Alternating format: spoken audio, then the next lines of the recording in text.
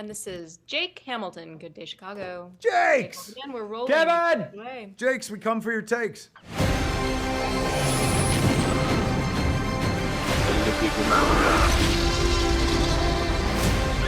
Where we're going, we don't need roads. How are you, my friend? I'm doing so well. It's so weird to say this, but the last time you and I saw each other, you were driving me to Quentin Tarantino's house. That's which right. is just the weirdest sentence in the world. I know, and for people at home going like, is his career so bad that he does part-time Uber or lifting? No, the boys from the Real Blend podcast came over to my house. I was going to show them Clerks 3 on a TV, and Luddite that I am, I couldn't make it work. So I was like, boys, you're going to have to watch it on my laptop. And they were like, we watch movies on phones. And I was like, good point. So they watched Clerks 3 at my house. Afterwards, we chit-chatted about it. And then the boys were heading off to Quentin Tarantino's house. They dropped the name like an anvil and shit like that. And they were trying to Uber, but up in the hills where I live, very weak signal. So I said, boys, like, don't worry about it. I know where Quentin lives. I'll just drop you off, man. He's right on Mulholland. I go past it all the time.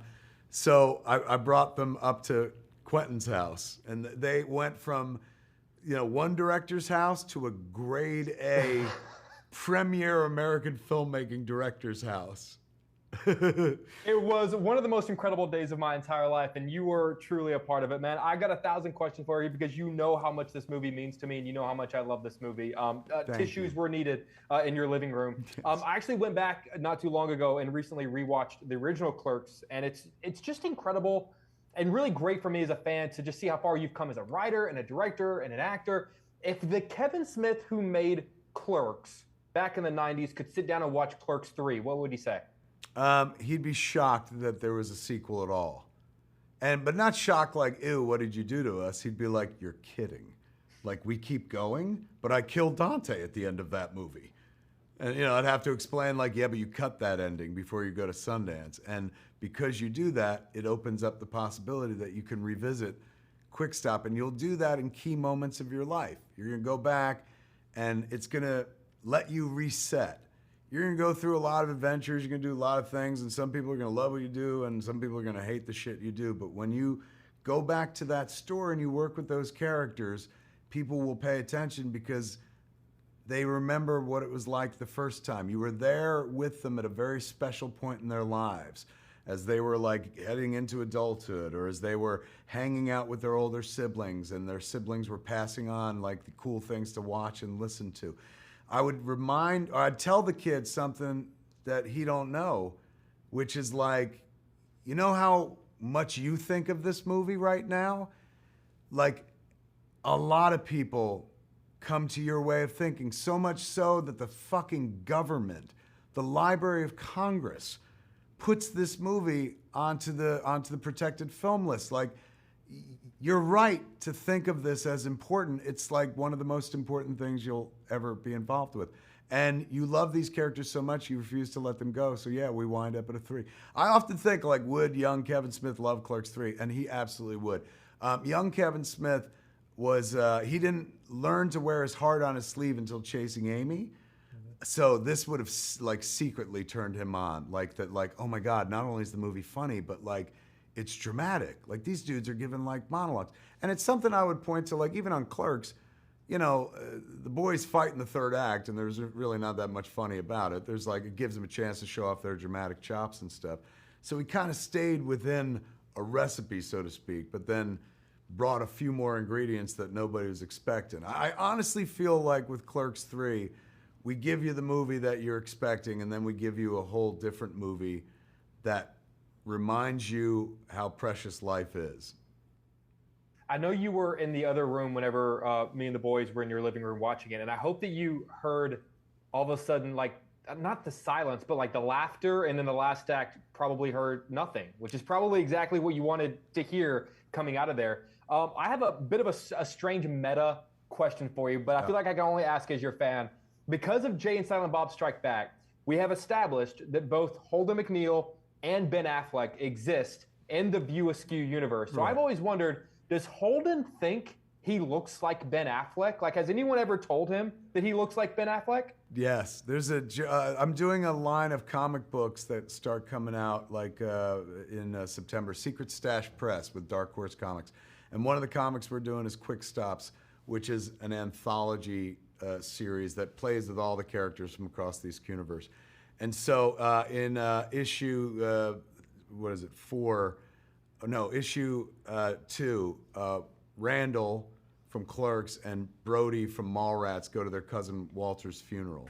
And at one point, Randall makes reference to the fact that Brody's girlfriend looks exactly like Shannon Doherty and stuff.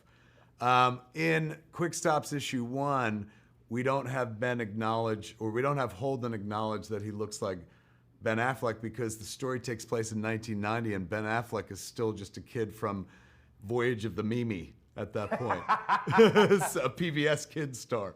So we get away with it. But there is one moment where Jeremy Simpson is the artist on that book, and I wrote that like Holden's character wears like a domino mask like Robin.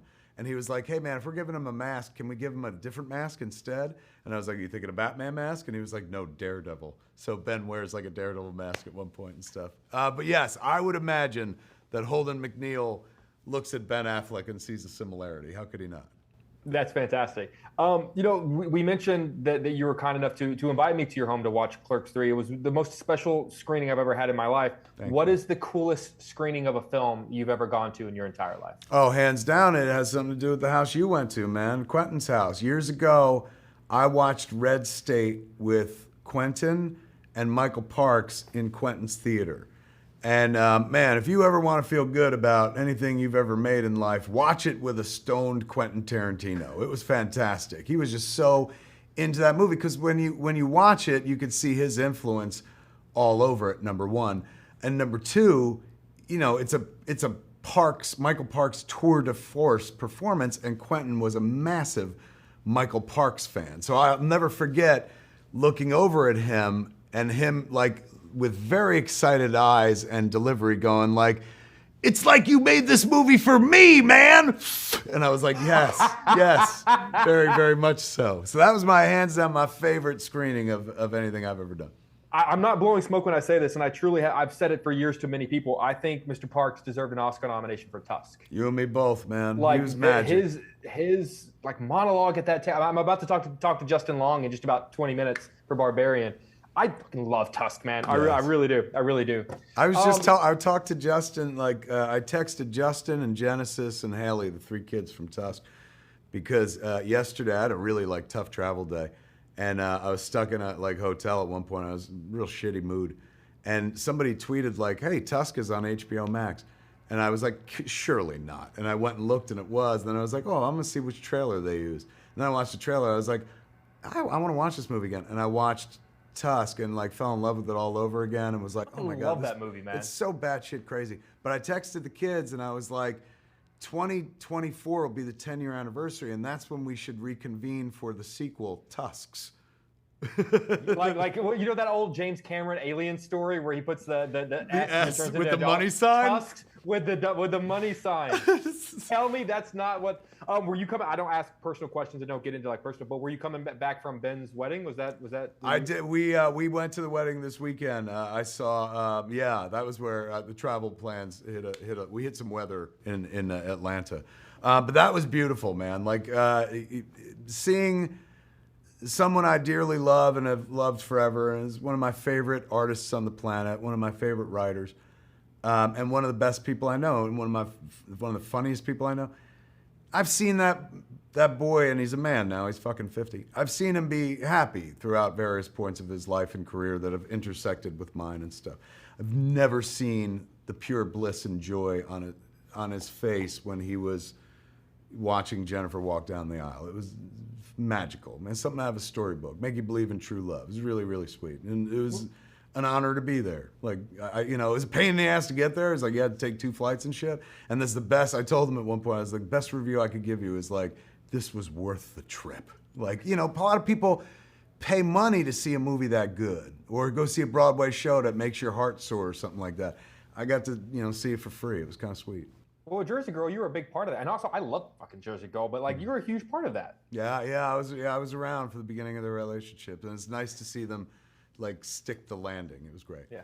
Kevin, I could sit here all day and tell you how much I love you and how much you mean to me, and your friendship has meant a lot to me. You inviting me into your home has meant the world to me, and you continuously going out of your way to make me feel special and not just a guy on the internet means the world to me. So from the bottom of my heart, I love you. I thank you for continuing to make beautiful films like this. And thank you for always being so kind. Oh my God, you're too sweet, man. Thank you so much, Jake. And I will see you in Chicago. We're heading out there, I think. Yeah, I'll be out there. Music, if you need a place to crash, man, you can stay here. I'm done and done. I might need a place to smoke weed, so I'll be hitting you up. Come on over, man. I got good Wi-Fi. Good, excellent. That's what every stoner wants. That's it. I got you. All right, man. I'll talk to you soon. See you later. Bye, buddy. Guys, this is honestly a massive honor for me. I grew up on your movie, so seriously, thank you for taking the time. I appreciate you. Thanks, Jake. Thank you for being here. Yeah, I'm going to jump into this. I actually went back and rewatched the original Clerks recently, and it was really incredible just to see how far the characters have come and how far all of you guys have come as actors. If the Brian, the Jeff, the Jason who made that original Clerks back in '94 were to sit down and watch Clerks 3, what do you think they would say about it? You should have got acting lessons. Going back that far and seeing where we are in life, they'd be like, really? This is what you've amounted to? Just repeating the same thing again? I'm just kidding. I think it'd be kind of cool to see that, but you know, that's a hypothetical that we'll never know. Jason, what about you? I mean, I don't know. I don't agree with either one. I think he's great at acting in this movie and all of them. And I don't think they repeat. I think they're different and very, I would just say no way. That'll never happen. I will not be doing another movie 20 years from now. Again, after we did that movie, I went back to like roofing and never thought anything again of this thing. So yeah, I would just be like, this is, that's like some magic or something, so. There's a lot of homeowners out there that are glad Jay is not putting on their roof. There are a lot of people looking at the roofs going, God, it could be better. You know, when you guys wrapped on the original Clerks, I would imagine, to your point, you never thought you would be coming back. So likely you said goodbye to Dante and to Randall and to Jay. And I'm sort of curious, what is the difference between how you said goodbye to them after that first movie and how you said goodbye to them after this movie? This movie felt a little more final, sort of. When we shot the original movie, it wasn't so much as saying goodbye to these characters, because I don't think any of us considered that we'd be playing these characters again. Yeah. At the end of Clerks 2, I felt it was a nice way to wrap it up, and it sort of feels like each movie, as it goes on, feels like we're wrapping it up a little tighter and a little neater, where I'm not necessarily sure that we need to visit these characters again, but who knows? It is Kevin Smith. Yeah, I feel like Brian, you're the. So I didn't even think, not only the movie, I didn't think we'd do the characters again. I didn't think I'd even, like, I had no interest in doing movies or any type of theater or anything. So I didn't think I'd ever be in front of a camera again, let alone do another movie with the characters in it. So, I mean, I feel like Brian was the only one at the time who was in pursuing, that world, right? Pursuing acting, yeah. As far as visiting these characters again and again, yeah, I mean, as Jeff said, like, the first one was its own kind of encapsulated film that was like, I thought at best I'd have this VHS copy that once Kevin was done editing, like, here you go, I'm sorry it didn't go anywhere, but you have something to show friends, kind of the thing. But the tenacity of both him and Scott Mosier and David Klein to get it out to film festivals, and that the audience is really related to that first film, and then Kevin being such a prolific writer and filmmaker, making others in that universe at the time, you know, with Mallrats and Chasing Amy and Dogma, to wanting to revisit the Dante and Randall characters and the Jay and Bob characters again for Clerks 2. And like Jeff said, that we always thought that, oh, that was a nice way to see where their lives went. They wound up buying the store, you know, and people would have been kind of happy with it. But in a way, it was great that Kevin then, after doing Jay and Silent Bob reboot and visiting that universe again, and people once again responding, were like, you know what, I want to do a Clerks 3. I want to take these, as he calls them, these toys off the shelf and play with these characters again. And this time, he's put so much of his own life experience and heart into this film that I think, you know, this is its own encapsulated film, but I think it's another one that feels like, man, this is a good way we should leave these characters, and I hope the audience agrees. Thank goodness he changed that original ending, right? Right. You know, so you guys mentioned the universe, because all of you Askew fans know that all of Kevin's movies are connected. Characters from different films often sort of cross paths and meet each other. Who is a character from another Kevin Smith movie that your character never got to meet, but you would love to see how maybe they would interact with each other? I always wanted to see the Jason Lee character and Randall get together. I think they sort of have a very similar dynamic, and I was always, every time I get a script, I flip through it hoping that Jason Lee's Banksy would show up and interact with Randall. I think that could be a movie all in itself. I'm kind of amazed it never happened, actually. If you think about it, those are two characters you would think would have a scene together. Well, Kevin's home right now writing notes. Clerks He's 4. listening. You know, he is actually doing comics that he's starting to tell stories about these side characters. Not that Randall and Banky are side characters, but all these characters in the world he's starting. So maybe if we don't get to see it on the screen, we get to see it in the comic book. There you go. So. Love that.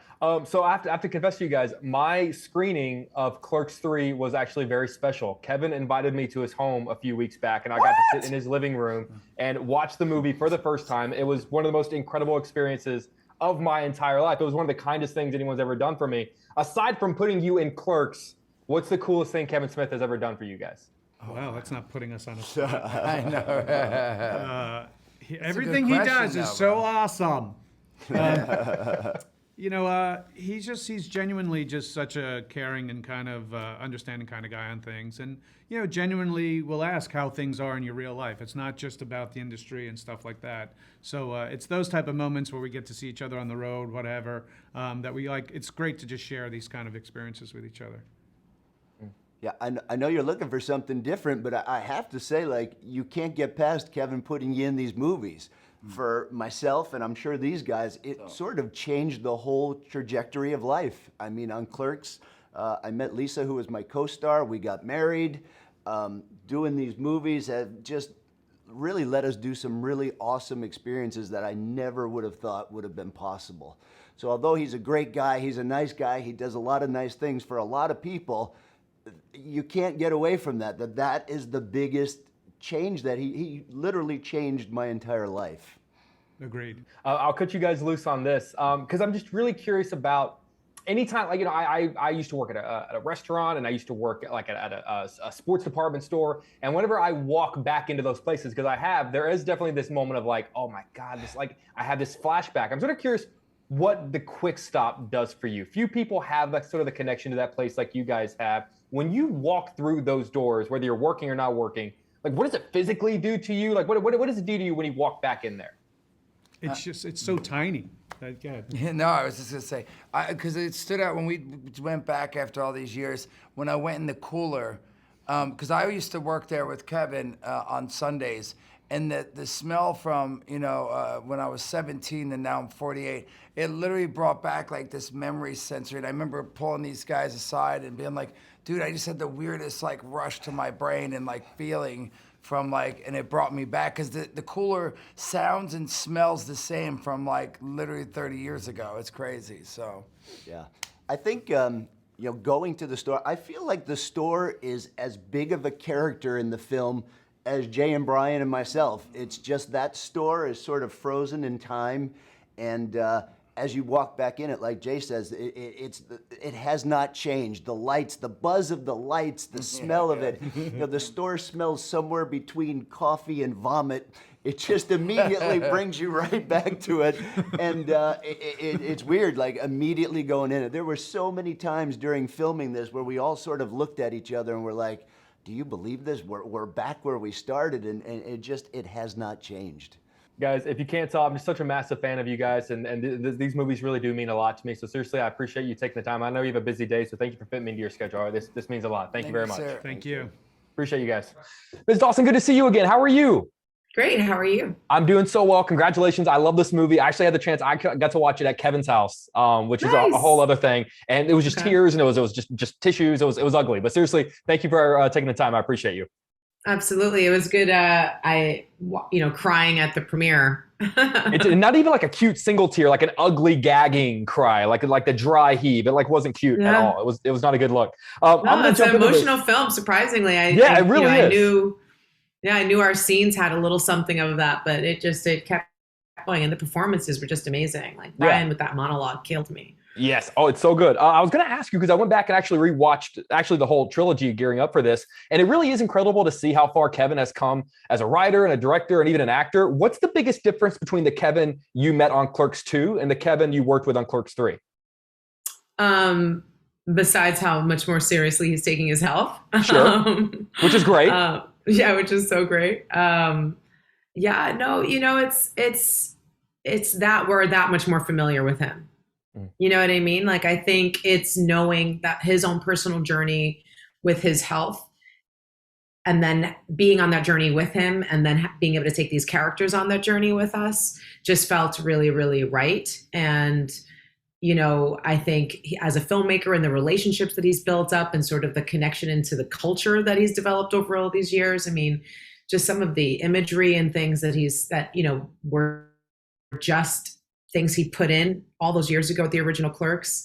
And now they're just iconic. Like, it's iconic to watch. And he's created this whole universe with his View Askew universe that really is such a touchstone for so many of us. So to have these characters go through this and him be at this point in his filmmaking where he can pull it off to this degree was just great. Like, to see that kind of where it kept going from color to black and white, and just the storytelling and the machinations of how he filmed it, creating how the story, I mean, it was really good. As much as he's been wanting to make this film for a lot of years, it was the perfect timing for it to finally happen now. Like, sure. it all those things needed to come into experience and play and reality before this film could be made, because it's really special. It is. You mentioned the universe, because fans know that all of his films are connected and a lot of characters cross over and meet each other. Who is a character from another Kevin Smith film that Becky never got to meet, but you would have loved to have seen them interact together? I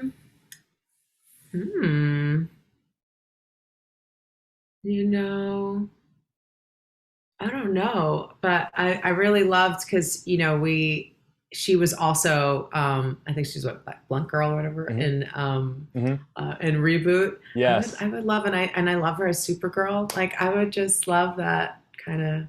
I don't know what we could do, but she was doing some movements in there. Maybe we could do a dance routine. Like, I don't know, a little musical number. I would love to see. So I'm going to ask you, obviously we know, particularly if you watch the first film, that Dante and Randall, all the characters are in Clerks. They're all massive Star Wars fans. So clearly they're all watching the new stuff. At any point, do you think they realize that the actress playing Ahsoka sort of looks like Becky? Yeah, I don't know. I wonder if that ever happens. Like, at a certain point, they're going to start going, she really does actually kind of look like her. I mean, maybe we do get a fourth film just for that. Just for that moment. If it happens, I want at least like an associate producer credit for something. Nice. So I've actually always wondered, because obviously we all know that Kevin is a big nerd like many of us. So when the rumors start swirling that you're going to play Ahsoka, but obviously you have to keep that secret. I know your phone lights up. I would say, but does he start like trying to hit you up? Does he try to get stuff like, come on, tell me something? Like, does he try to get information out of you? Oh, and publicly too. Like, he literally, I think he was one of the first people to do a tweet about it that he tagged me in, that had like thousands of likes and like reposts and stuff. It was like, dude, I was not taking the bait. Just not going to reply. You handle it very well. They give me the wrap. I've got 1,000 more questions I wish I could ask you, but seriously, I'm so excited for Ahsoka. It's going to be fantastic. And awesome. As you are continuously fantastic in all of Kevin Smith's films. So I appreciate you taking the time. Absolutely. Thank you so much. Yeah. Good to see you again. Good to see you too. All right. Bye. Take care.